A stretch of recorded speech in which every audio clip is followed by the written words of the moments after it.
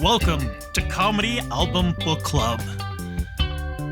This week, your host, Matt Ardell, is joined by writer, actor, comedian, and all-around awesome human being, Ali Hassan, where they talk about Mike Birbiglia's My Girlfriend's Boyfriend. Sit back, relax, and enjoy the show.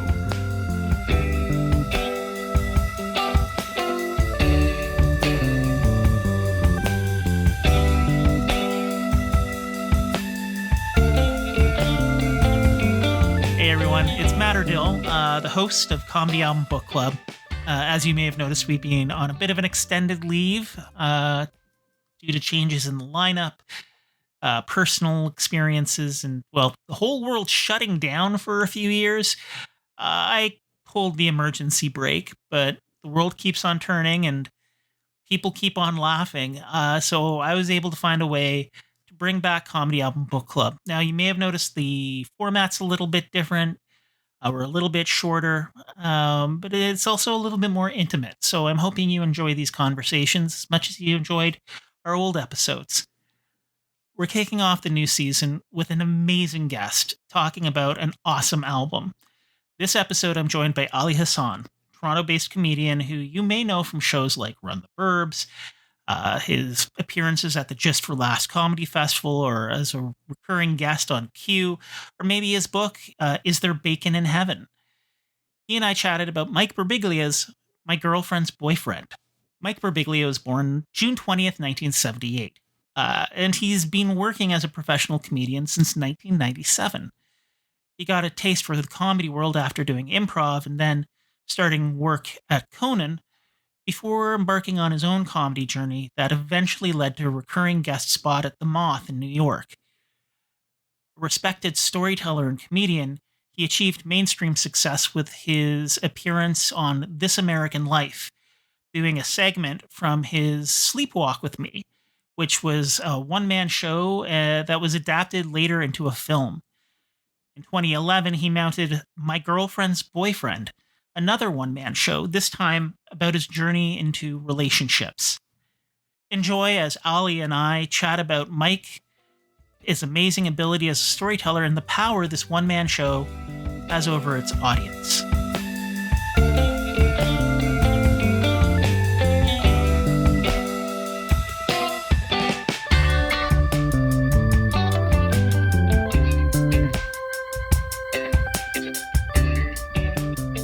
Thank you for coming to Comedy Album Book Club. I am joined by Ali Hassan, comedian, actor, performer, awesome guy who you can see all over Canada doing comedy, as well as on CBC's Run the Burbs.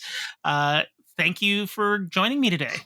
My pleasure, Matthew. This is exciting. This is a great idea. This concept that you have for this show is tremendously exciting. I always get a little sheepish about my credits, and this is the one time I'm going to mention a credit you didn't mention for one reason only, is that I also teach a class on stand-up comedy at Queen's University. Oh. And I could teach an entire semester on what you're doing. We could do every class just one comedy album. So you're kind of like, as far as this concept of nerding out goes, I'm right here with you, and I love it. And I hope your listeners are as excited as the two of us are. I think this is great. I'm really glad to be able to nerd out with you on this. Yeah. So in fact, it was like Sophie's Choice. You're like, hey, how about picking an album? I'm like, oh my God. I mean, how do I? It's like picking my favorite child. Oh yeah, I mean, it can vary depending on the mood of that you're in on any given day. Yeah, like some days it's like, I'm going for like something a little bit more, rambunctious and full of energy. Sometimes I want something a little bit more heartfelt. And you chose a very heartfelt album. I did. And special, Mike Birbiglia's My Girlfriend's Boyfriend, from 2013. So what inspired you to choose this album? Well, there's a bunch of albums when I was starting comedy that I really loved. Dave Chappelle had this album from San Francisco, For What It's Worth, or What It's Worth, I think it's called. Dane Cook, believe it or not, had an album that he recorded in Dallas that was really, I never saw Dane Cook. I didn't know what he looked like. I just had the audio version, and just his like jokes about, his brother working at Burger King, and then they put him on the drive-through, and he goes, we would have people drive up to the box, and they'd be, okay, that's $8.99, and then the person would be like, where do I go? Where do you go? You take the one road you're on to me. I remember finding that so funny. And so, as you say, there's like all these influences over time, and in the beginning of my comedy, those were definitely there. The most definitive thing that I've ever watched, experienced, and then studied was this special. And I'll tell you why, because I was doing clubs, and I was starting to headline clubs on a regular basis.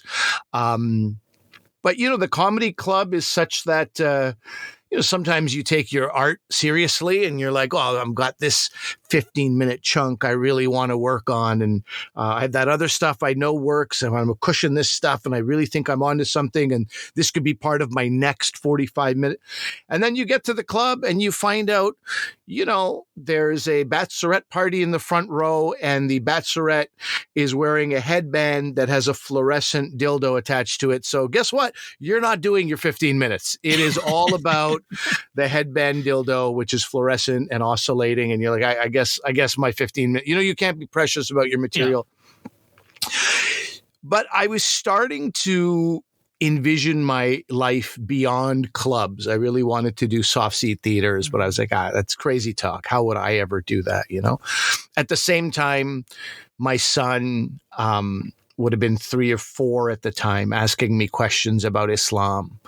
And I'm woefully unprepared to answer those questions. And he's kind of badgering me. And he's like, how come you don't go to the mosque? I'm like, whatever, dude. You don't go to the mosque. None of us go to the mosque. It's like this push and pull with this kid who's trying to discover his identity. And I would go on stage and complain about it a bit, and it would get really good laughs.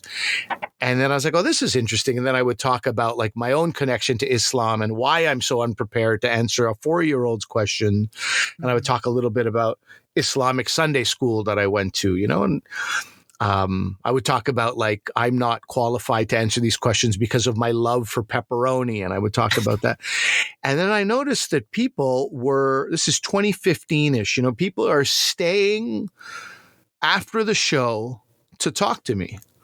Now, it would happen at a club. The most you would get would be like, hey, thank you so much. Had a really rough week. I really needed a laugh. Thank you. That was the extent of it, But this was like a different thing. People are staying behind, and they want to talk to me to tell me that, oh, I didn't know Muslims went to Sunday school. I was raised Greek Orthodox, and we would go to Friday Sunday school, our religious school. After a long week, Friday after school, we would go to more school. I'd be, oh, that's interesting. And they would just stay to tell me. Somebody would be like, hey, we grew up Croatian, and we would go on Saturdays to Croatian school. It was also a terrible memory I have. I just wanted to share that with you. And it would happen more and more. And I'd be like, these people, I'm making a connection with people. This is wild, And as I say, it's not like I never made a connection, but this like people waiting to talk to me was a new thing. And in my mind, all I was doing was really complaining about my children and their questions. But it got so enjoyable, and I'm doing this like storytelling material, which I really like, and working with like a little bit more silence and this and that. Yeah. And I start thinking, maybe I have a solo show on my hands. Like I have at least 15 to 20 minutes about my love of pepperoni. Then I have my kids ask me this, but I'm like, a solo show. How do you even do a solo show? How would I, with no theater training, with no real stage training, how would a guy like me even do a solo show? And then 2015, I see, and I don't even know, it must have been on early Netflix, Mhm. I see Mike Birbiglia as my girlfriend. And I had heard Mike Birbiglia, again, audio only on the radio shows, driving home in the car. I would hear this guy. He had this sort of sheepish, like, kind of a yokel and like this style, which I then learned was, that is an act if I've ever seen one. Yeah. This is an incredibly competent, confident human being underneath that whole thing, But I see my girlfriend's boyfriend. And, I wrote a letter to Mike about it a couple of years ago just to tell you how much this had an impact on me. And I've never written a letter to any comedian ever. Mhm. I started being so inspired. I was watching it, and I think I watched it 3 times in one weekend and just studied it. Look at how he started. Look at how he ended. Look at how he used the silences. Look at how he turned serious moments into a joke, breaking the tension in the room. Look at the storytelling and how do you make something like this funny? And look at how he used the prop. The screen comes down to illustrate, because part of you the entire time, you don't even realize, but a part of you is this not real? Yeah. Is this a Hassan Minhaj thing? Is this do we know if this happened or not? And he pulls down the police report at one point, and the whole crowd's like, "Oh my God, it's real!" And you have this collective moment of everybody was thinking the same thing. It was wild. And it was you don't know anybody who's done something. So you're like, oh, I probably can't do it. And then finally you meet somebody who's done something and you're like, oh, if they did it, maybe I can do this too. So it was incredibly inspiring. Mhm. And just to tell you why I wrote the letter to Mike Birbiglia is because that show that I developed, I took it to Edinburgh in 2016. And then in 27, and so it was about 50, 55 minutes. I built it up to be a 90-minute show. And then I turned it into a show called Muslim Interrupted. And I toured the country. I went to about 30 different cities between 2017 and 2020. And the last show I did was just 4 days before the pandemic shut everything down. But it was my planned last show. It was a weird, this is the final. Yeah. And that show, I had a PR agent that I had hired for the touring. He left to go into PR for books. He was in lit PR as opposed to personal PR. And he said, hey, if you ever want to write a book, you already have this 90-minute show. If you ever want to write a book, just let me know. I hope we can work together again. And so I was like, is that just something nice somebody says, Then I actually called him a few months later and I was like, were you serious about that? He was like, 100%. I'm going to introduce you to an editor. He was like, Ali, people write a book with a tiny kernel of an idea and then they build this whole world. You have a 90-minute stage show. And so I wrote this book published by Simon & Schuster a couple of years ago, 2 falls ago. And then, started teaching, and I'm teaching about this show. And then I'm, touring another solo show, right? And all that, I honestly give so much credit to the timing of what was going on in my life and my discovery of my girlfriend's boyfriend. So this show, I would be happy to talk about, the nitty gritty of this show with you, but it's a very long answer, Matthew. I apologize to the question. Why did you pick this? It is like a seminal piece of work in my life. I'm sure it is in Mike Birbiglia's life too, but for me, it was truly something. The timing could not have been more incredible. Yeah. And I mean, and that synchronicity of it coming into your life in that moment. I mean, a lot of people are just like, oh, I think it's a cool album, or I like this one joke. But I mean, it just speaks to the profound impact that comedy can have on a person, and the right comedy in the right moment. Yeah. And how it helped you envision this greater work that you were able to turn into a stage play and a one-man show and then a book. I mean, that's amazing. It's no different from music. And I never thought of it in these terms, but the way a song makes you feel, how are you feeling at the time 20 years ago when you heard it has so much, right? And somebody goes, oh, I hate that song. And you go, what? How are you just going to brush away? That's one of Bruce Springsteen's greatest songs. And when he comes in with this and then you realize oh, it's probably who I was with when I heard it, what company I was in, what period of my life I was in, what type of things I was doing, and how happy I was as a human being. And that's what makes me. And then you go see the concert, and the concert just makes you love the song even more. And then you have no money, but the little money you have, you buy the album, and then the album's great, and you're just all these building blocks. Yeah. So yeah, for people who don't think comedy can have that influence, I really think it's like not too different from the way music affects us or can affect us and impact on us. Now, one of the things you mentioned was the use of quiet. And I mean, so much comedy is like hit, hit, hit, hit, hit. And, Mike, it's interesting how he works it, because he'll work little bits in little snippets and then laces it together to be this like almost like a quilt of comedy. But he just knows how to use that emptiness to build the tension. So when you get that release, it's so satisfying. It's so satisfying. Yeah. I totally agree. And it's jokes in inside jokes, inside jokes. It's like bacon wrapped scallops of jokes, right? It's like you've even sort of forgotten. That was the thing that I really loved too. You've even sort of forgotten, what were we talking about again? But he's there to guide you and bring you back. You're like, why are we talking about a wrestling team you were? Oh yeah, Jenny. We're talking about Jenny. But why are we talking about Jenny? Jenny was part of something back here. Oh, the car accident. Oh my God. The culinary description of a car accident, the T-bone, getting T-bone. Oh yeah. And every time he sort of brings you back, it's like this gratitude, like, thank you for keeping us on track. Of course, that's his job to do that. Yeah. But you feel like, oh man, thank you. Yes, yes. And you feel like you're in the presence of this incredible brilliance as well, that you crafted this show to take us on this journey. And I would hate for somebody to, I'm also very big, like when it comes to music, I used to be like, okay, this band is great, but you have to listen to this album first, then you go to this, then you go, right? Like you got to hear that. And the same thing, like Bill Burr, somebody's like, oh, I'm going to look up Bill Burr. I'm like, well, hold on a second. Yeah. Don't start with an interview he's doing with Conan, because you're going to be like, oh, this guy's a bit abrasive.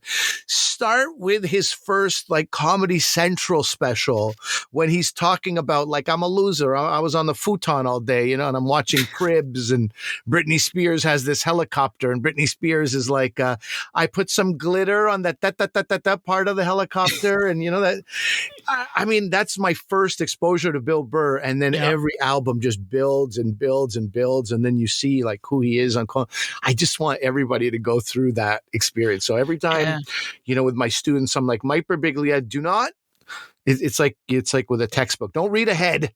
Don't read anything else. Just read what you're supposed to read. So I'm very much like, don't start with My Girlfriend's Boyfriend and then you build, even the his latest, The Old Man in the Pool, which Matthew, I think you went to see it, right? Live? Yeah. I saw it just down the street from me. It was at the theater here, and it's just such a powerful show. And it feels like, and that's what I love is like, he's, you go back to Sleepwalk with Me, and it feels like he's building as a storyteller and as a comedian.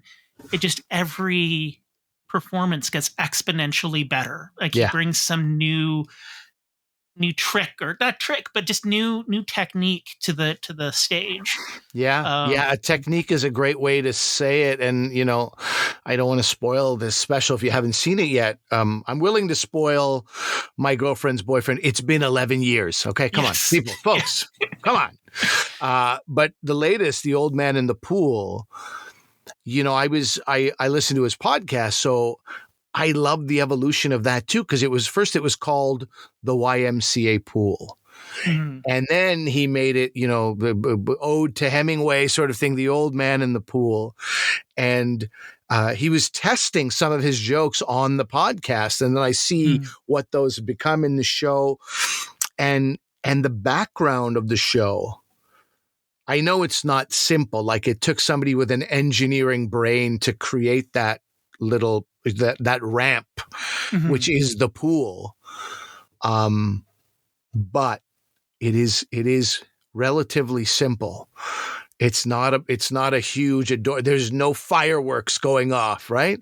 It's not Kevin Hart going, bam, fireworks. Yeah, every time he tells a joke and stuff, which, of course, I love that as well. But compared to what a comedian could do with the background on their stage, this looks so simple, but used to its fullest potential. I mean, really, like, how many times did he get on that wave, and how many times? Sometimes it was for goofiness, sometimes it was for like depth, sometimes it was to hammer home a point. I mean, really.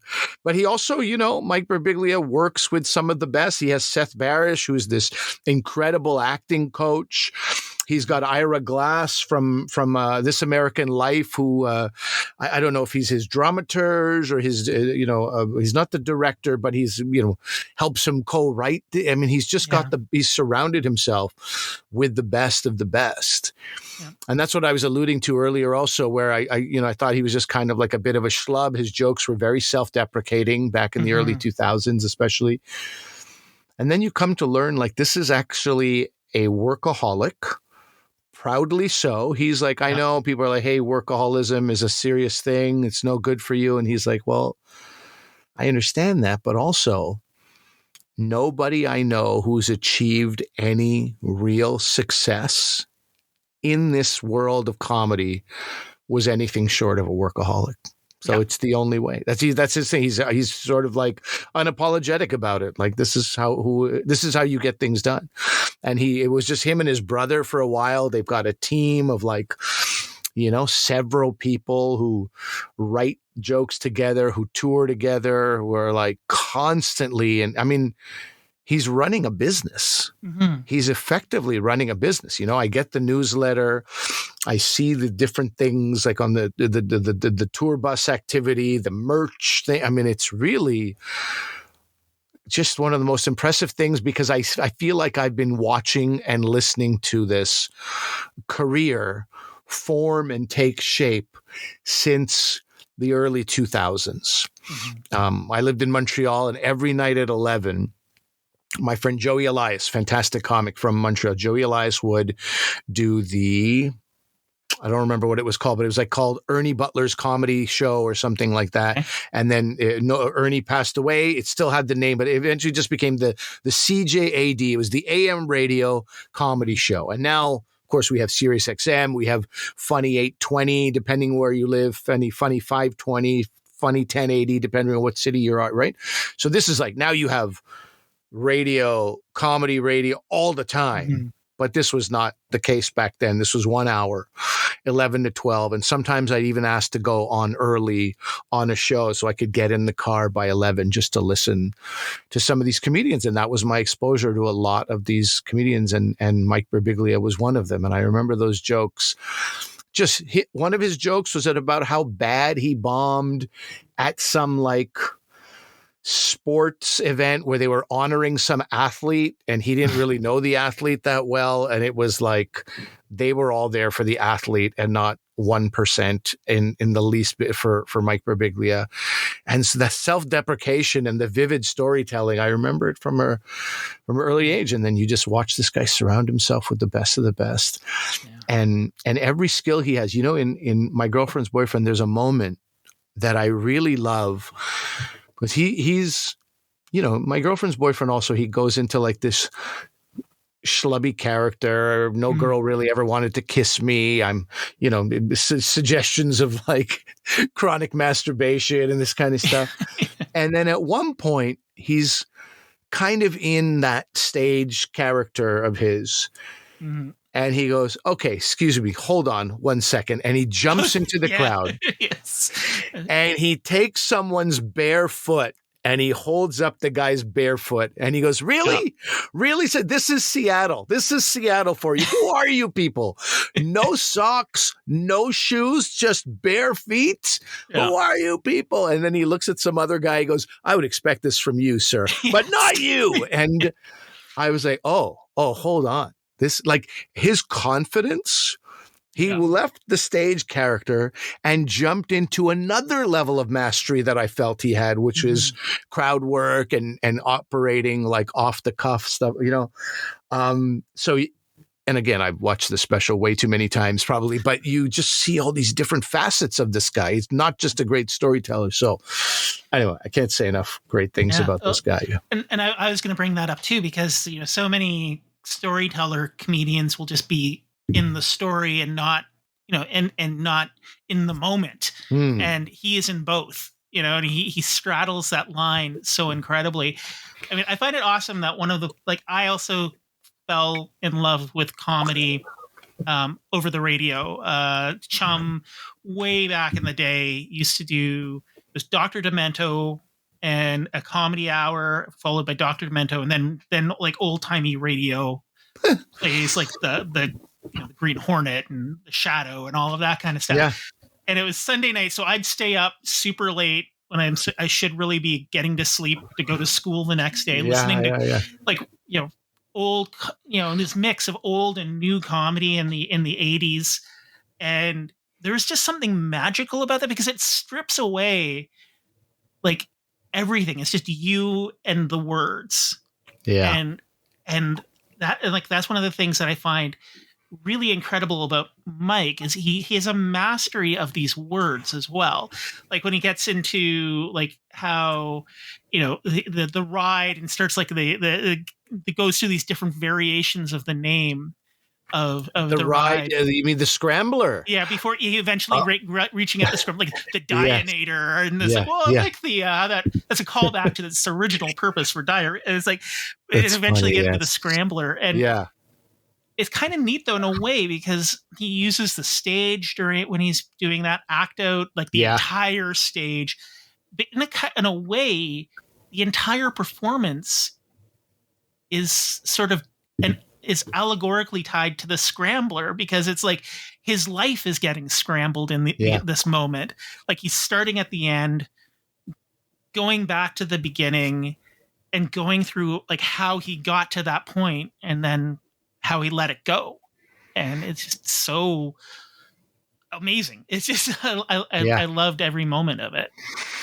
I agree with you, man. And you're touching on something else too that is inspirational to me. I, like any person, you struggle with a variety of things. And as I said, back in 2015, struggling with my identity a little bit, and how do I raise these kids? What do I teach them? I know very little about religion. They're going to know even less. But then even personal issues like body issues. How come I can't commit to like losing weight? I've been told I have a fatty liver. I've been told I have high cholesterol. Now I have children. Why am I not getting in shape for these people? Why will my hair not grow back? Why am I a bald person? Why am I this and that? And you can get wrapped up in that. And then you see somebody like Mike who has this debilitating, not debilitating, but, it's under control, but let's say frightening at the very least, this very frightening sleepwalking condition. Yeah.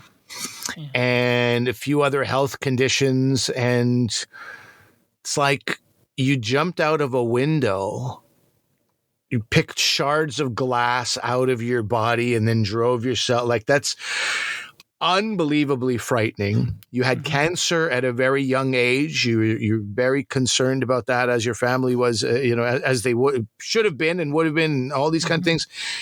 And you mined it all for humor.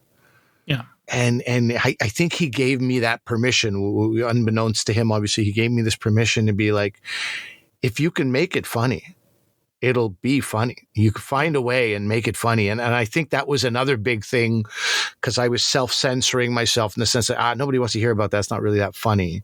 And I have the comedy club training. I've been doing comedy clubs for whatever it would have been, almost a decade at that point. Let's say 8-9 years, exclusively comedy clubs. And, you've got the word comedy behind you when you're on a comedy, like the Comedy Nest, the Comedy Zone, the comedy, whatever. It's right there. And it's a reminder to the audience like, hey, this guy hasn't made us laugh in 45 seconds. What's going on here? The punchline better be a huge payoff. And, you go 60 seconds without a laugh in a comedy club, people, as they should, feel a little bit cheated, like, hey, he was all right, this person. But once you get into this world of storytelling and solo shows and you see the power of that, because I used to listen to NPR has a show called The Moth Radio Hour. And Yes. One of my greatest thrills in life was just in February of this year, I performed at a Moth event in Cincinnati. Oh, wow. That's awesome. And you know what? That is also because of the book. I wrote the book. My publisher had some connection to one of the producers of The Moth, introduced me. She said, okay, I'll have a conversation with him. Again, tracing back to Mike Birbiglia in a way, that I got to perform on this thing I've been listening to since I was a teenager. And that's where like the way you love the intimate medium of radio was, I would not have considered it an intimate medium as a teenager, because I used to wake up, my alarm was set to radio, and I woke up to the spirit of rock, Shom FM, and it was like Led Zeppelin, and then the DJs cackling with laughter about God knows what. They just seemed like drunk and high in the morning, and it was kind of insane, right? It's one of those classic Jimmy and the Dog in the mornings, or whatever. It's like one of those kind of things. Yep. It's like they get all of the frat boys to lined up and okay, you're going to be going to Toronto for the morning show. You're going to Montreal for the morning show. We're sending you to Alberta. I sort of watched a lot of these folks grow older and grow into like more mature versions of themselves. But back in the 80s, it was wild radio. It was not an intimate medium for me, even though it was for many people if they knew where to look. And back then, my dad would put it on the CBC, and my eyes could not roll back further into my head. I'm like, oh, God. And one of my friends, Asif, who I host a podcast with, my buddy, Dr. Asif Doja, and I have this Doctor versus Comedian podcast that we do. And he's always like, I wonder if you can trace back the time where it went from, oh, God, my dad's putting it on the CBC, to you turning the radio to, oh, where's the CBC again? Like, when is that switch? What happens in your life? What is that moment? Yeah. But before the CBC, I lived in Montreal, and growing up in Montreal, on the south shore of Montreal, we were, I don't know, maybe 40 minutes from the Vermont border. So Vermont Public Radio carried NPR, VPR, or, NPR, a division of VPR, whatever it was.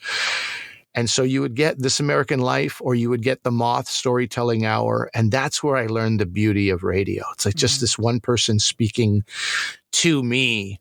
And there were many times I just couldn't get out of the car. There's such a compelling story. I was telling somebody about this the other day. My mother probably would have been looking out the living room window like, why is my son crying in the car in the driveway, probably thinking I had some girl trouble. Meanwhile, I'm like, no, it's this story. This dude lost his daughter. This dude, his daughter got cancer 3 times before the age of 10. Oh my God. It was unbelievable the power of storytelling in that medium. And I think Mike Birbiglia was the comedy that I loved, with some of that storytelling that I first fell in love with, that made me also fall in love with radio and the intimacy of this sort of this medium. So it just, everything kind of came together, and it was really something great. And as far as storytelling goes, all I really knew about storytelling was intro, body, conclusion. That's all I really knew. And that's how I would have structured a show. If somebody was like, hey, we're giving you 45 minutes, you got your own show. I had nowhere to look for any particular role models. I'd watched a few here and there. I think John Leguizamo had one of his. Freak was before, it was before 2015. I'd seen these things. But those are like erratic. Those are like, you're doing so many characters, and it's this person and that person, and it's a phenomenal performance, keeping all the voices in your head. But Mike, I saw masterful storytelling. Yeah. I truly saw masterful storytelling when I saw this special. I find it kind of interesting because, I feel Mike is coming out of the alt comedy world of people like Patton Oswalt or Oh, Maria Maria Bamford. Bamford. I've seen her 6 times in real Yeah. life. How am I spaced? I have health issues. I have like epilepsy. And this is the epilepsy. It's all the darn brain. Yeah. It's like, yeah, it's all. But setting that aside, Maria Bamford, all these people who've taken moments of pain and mined it in a way that is confessional but not self-indulgent, because there's this balancing act that I think, a lot of old school comedians are like, oh, you can't go there, people won't care. And it's like, well, you can, because Yeah. everybody struggles.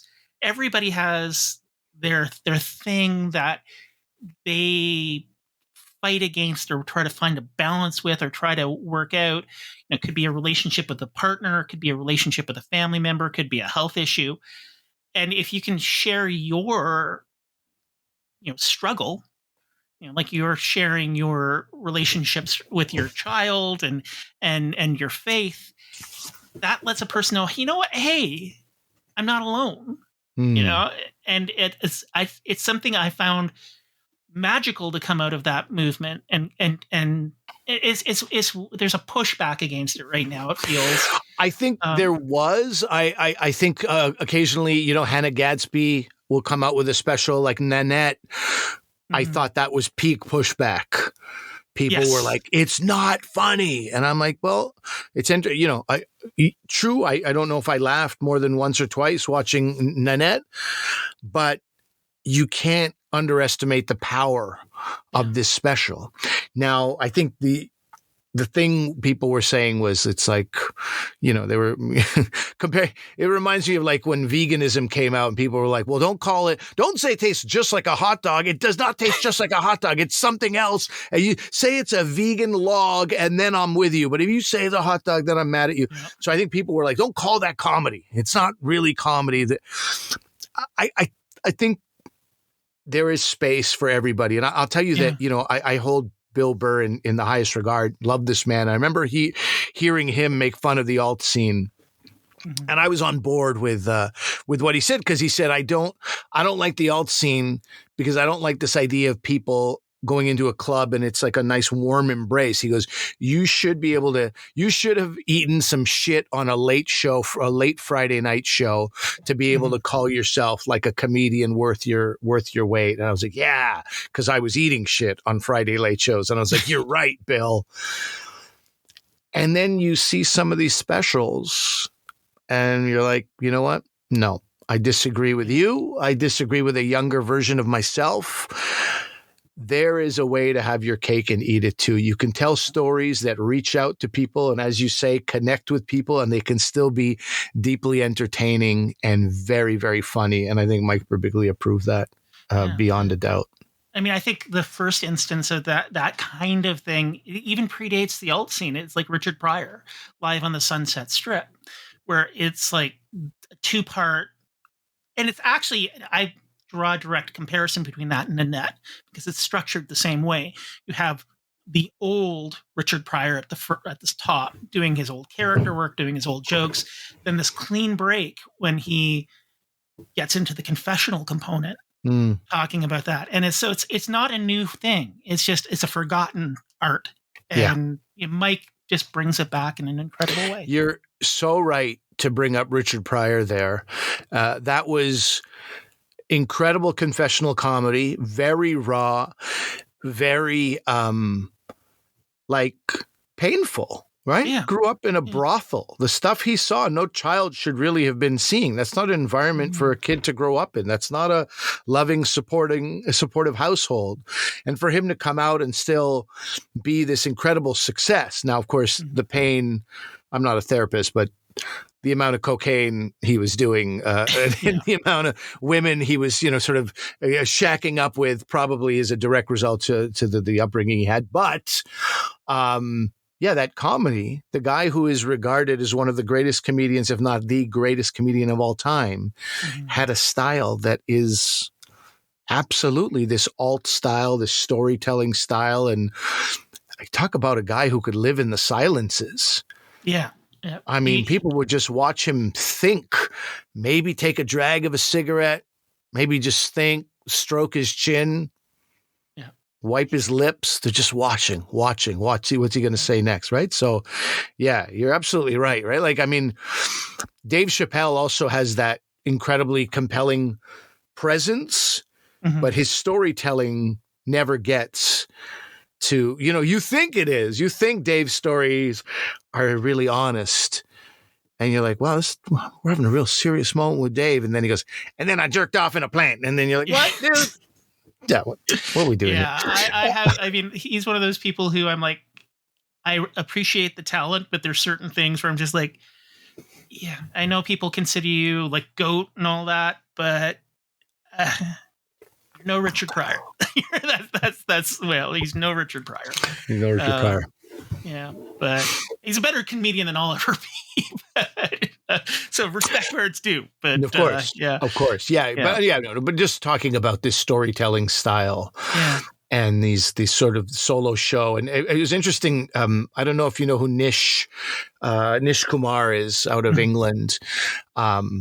Pretty terrific dude, and I really like that guy. Also in England, these are like some of these guys are actual political commentators. Like they are searing political commentators. You have like, for every one John Oliver and every one, he's British too. For every one Jon Stewart, let's say, that we have, they have like 20 guys who are willing to mercilessly mock politicians and companies and organizations, and I'm sure that's on the decline as more of these companies buy up the networks on which they're making, right? It's on the but they're willing to do it. I remember Nish Kumar, definitely one of these guys.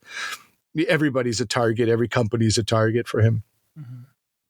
He said, the first time I heard Mike Birbiglia, I was like, oh, why is he doing his Edinburgh show in Seattle?